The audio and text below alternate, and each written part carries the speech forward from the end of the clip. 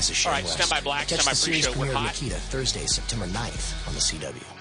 Black, track it. Let's have a I'm good show, Brandy. everybody. Next at 9 is Galveston dying. We got the open. We're out to this video that'll be on camera 3, pulling out to a wide shot. And it was do or die for the Little Leaguers from Pearland. See if the team was able to take the next step in the World Series. It's that time. 39 News at 9 and HD starts now. Track it. And Mike Cure. It is a crackdown on crack pipes. Out. Precinct 7 tells us their part of town is becoming a hotbed for illegal drug paraphernalia. Come on out. I need you to and frame now they're her for the cracking double box. down. Come on out. Come on out. Stores Come in on South out. Houston sell them as novelty gifts, but police say they are sold for one reason and one reason only. 39's Jason Valentine was with Precinct 7 doing bus today. He joins us now from the newsroom with more. Jason, how'd it go? Well, police have been confiscating dozens of these crack pipes. They're actually just a little glass tube sold for $1 with a tiny novelty flower inside, but it only takes a few seconds to turn it into drug paraphernalia. Track it. What's in there, Bob? Crack pipes. Sold right out of 126 in our community. From druggies to kids. 10 seconds in our community. Back out to camera 5. Police couldn't confiscate the baggies today, but say they'll be watching this place and all like it very carefully. We're not going to allow this conduct in our community. He's up, queuing. Precinct 7 didn't make any arrests today since technically the little glass tubes are sold as legal items, but they often confiscate them as part of citations for tobacco violations. Reporting in HD from the newsroom, I'm Jason Valentine, 39 News. Track it. Be able to make home. This is 20 seconds. No, 35, I I'm believe. actually going to Jack in the Box, and now I'm going to be headed home. How much have you? I'm within the legal limit, of course. What's the legal limit? I think it's 0.35 or something like that. 0.85, I believe. Q.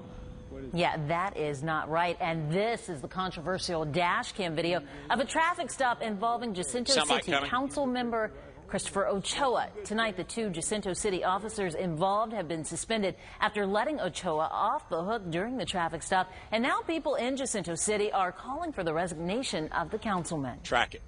I asked you at my car the other night, why don't you make me a promise and I'll shut up and I'll never come up here and talk again on you. Make that if you promise. Never drink again, Theo continues, then we got a stinger, and then 3 lanes. I'm sorry, I don't think I can make that promise. Ochoa's father, Caludio, is also a city councilman, and the traffic stop happened just a few weeks before the election. Track it. 3-3, Mike and Q. It seems BP and the government have not agreed on exactly which technique they will use to permanently plug the blown-out oil well in the Gulf. A senior BP executive told federal investigators today that there are multiple options to stop the oil. He says relief wells are the ultimate backup if everything else fails. Admiral Thad Allen, who is the government's point man on the oil spill response, has insisted the relief wells would be the final solution. However, BP said in a statement that the oil giant and Allen remain aligned regarding relief well plans. It may be called Little League, but there was nothing little about the drama at the Little League World Series. It came down to a comeback in the game's final inning, but the boys from Pearland did Texas proud. Sports Director Jorge Vargas joins us now with a recap of the action. It was a good game there in the end, Jorge. Well, if you like plenty of drama, I know you're a big reality TV person, so it's the perfect type of reality TV for you. They have given plenty of drama, the best brand of reality TV out there, the Little League World Series. Let's see it, Mia. We pick up the action in the 6th.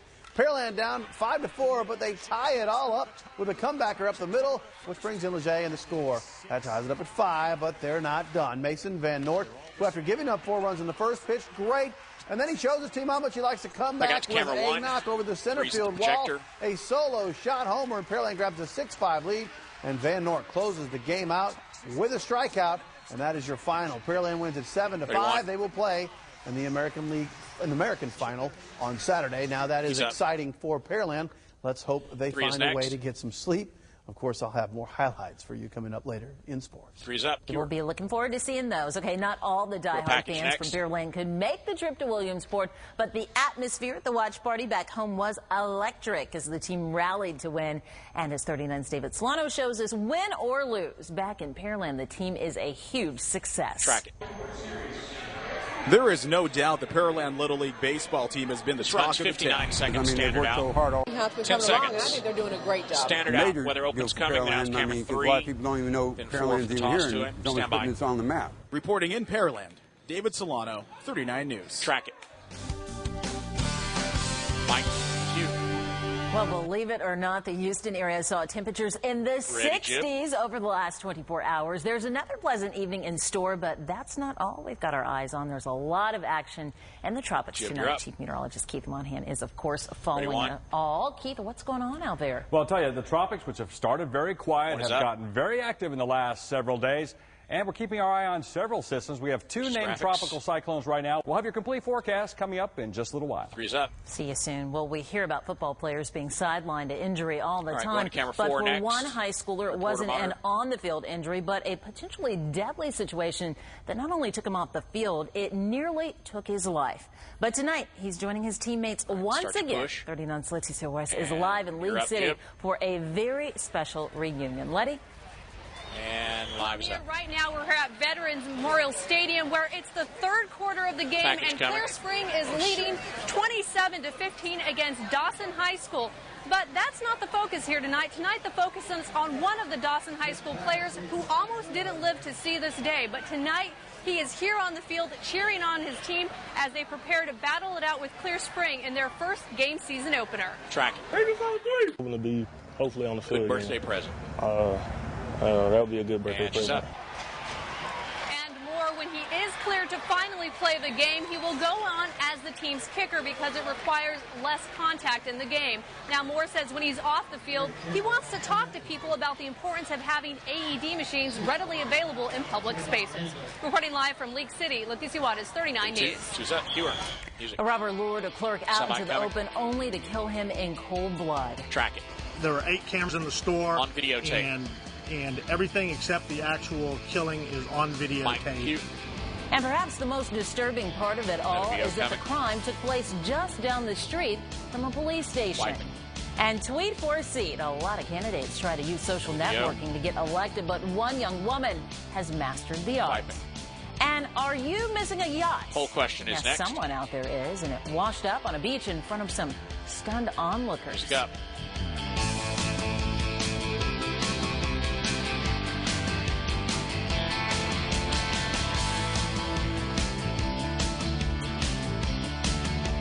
Stand by, master. Roll your brake. Fade. Very nice. 3 minutes back. All right, stand by 4. And a little music. 5, 4, 3, 2, 1. You're up. Music, Mike. Cue. Beaten to death for nothing more than doing his job, a convenience store clerk thought he was helping a customer when he learned too late that the man was there to rob him. Police say the robber lured the victim away from the safety of his protective booth before he attacked. But as 39's Katisha Cosley tells us, what's also disturbing is the crime occurred so close to a neighborhood police station. Track it. For a part of that time, he was hiding in... Katisha Cosley, 39 News. She's up. Employees add the night clerk had been at the Southwest Houston store for 3 years. Tony Mayfield, who has a criminal history dating back 8 years, is now charged with capital murder. Track it. Now for a look at what's making news across the state. A group of soldiers from Fort Hood were deployed to Iraq just yesterday. They'll join the 50,000 troops still there, despite the last U.S. combat brigade leaving Iraq this week. They are combat ready, but their goal is to train, assist, and advise Iraqi military, and then return home to their families as quickly as possible. Track it. I don't take anything with anything. Iraq is Iraq. Family. So I'm going to take it just like I took a last appointment. I take it very serious. Go over there just so I can get back home to my family. It's hard. I just recently got married, so yes, but, you know, it's all about the job. President Obama wants all American troops out of Iraq by the end of next year. There are a lot of useful applications out there for your smartphone. Now one is helping Fort Worth clean up its streets. The app allows users to report code violations like graffiti or illegal dumping. Track it. Last year, in order to balance the budget, we had to reduce our staff by about 20%. And so we started working on a project to find a way to use citizens and volunteers to help us do our job. Right now, they only have the app for iPhone users and are working on developing a program for BlackBerries. Well, there it is in black and white, a controversial newspaper ad calling Governor Rick Perry a coward after he refused to debate former Houston Mayor Bill White. It's appearing in all major newspapers across the state except one, the Houston Chronicle. We called the Chronicle to see why they have refused to run it. Naomi Engel, the Chronicle's marketing and community affairs director, said, quote, "We were more than happy to run the ad if Back to Basics changed the headline. They declined." Three's up. A 21-year-old college student in Oklahoma City tweets for a state representative seat. And guess what? It works. Elise Hall put in some long hours going door to door, but she thinks using social networking sites like Facebook and Twitter to spread her campaign message landed her the winning vote. Track it. Some of my supporters update their Facebook statuses throughout the day and said, you know, I just got out and voted for Elise Hall. You should too. Hall is now the youngest Oklahoma State lawmaker. Two's up. It will soon be the time of year fried food fans dream of. The annual Texas State Fair is right around the corner. And this year's must-have concoction, well, it isn't exactly for health nuts. We're talking about fried beer next. Nearly 2 years after Hurricane Ike, is Galveston a dying city? One new list says so. Scott. Stand by, master. Roll your break. Fade. Very nice. 3:10 back. 5, 4, 3, 2, 1. Track it. Mike, cue. We're back with some news that will leave you talking, and it's not exactly something you'd expect to see just wash ashore. An abandoned yacht. So when it appeared on a beach off of Florida's Central Coast with the engine still running, a search immediately followed for a possible missing person. Soundbite, track it. The engines were still running. The lights were still going. It was not in gear. 7 seconds. Police got aboard and turned the engines off. Should too. So far, the Coast Guard has come up empty-handed, and an investigation is underway to find any possible clues as to who abandoned ship, or I guess I should say yacht. Wiping. Fried food fans will be carded for some choices at this year's Texas State Fair. You ask why? Well, fried beer will be joining the ranks of the fried food delicacies offered. Track it. You know, I was at a restaurant with my wife, and we were at the bar and looked at the appetizer menu, and really didn't see anything that grabbed us. I'm like, you know, somebody should come up with fried beer. And then she and I kind of looked at each other and were like, yeah, that's our fried entry into the fair. Mike, cue. Yeah, I wonder how many drinks they had when they had come up with that great idea. Well, and beer isn't the only new item. How about fried chocolate, deep-fried frozen margaritas? What's up with the alcohol theme? Fried club salad, fried lemonade, and even fried caviar. State Fair opens September 24th and runs through October 17th. Wiping. A New Jersey family was taking a family photo during vacation in Wisconsin, but their camera captured more than just their smiles. It also caught a suspected thief in the act. In the background, you can see a man rifling through their bags on the Capitol steps right before he stole it.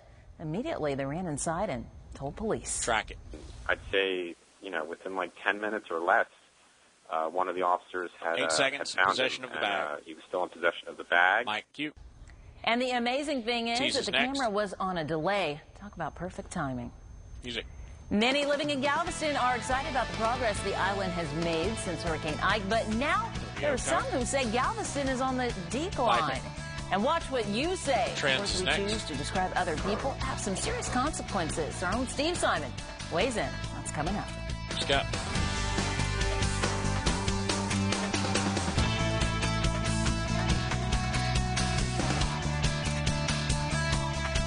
Stand by, master. Roll your break. Okay. Very nice. 3:25 back.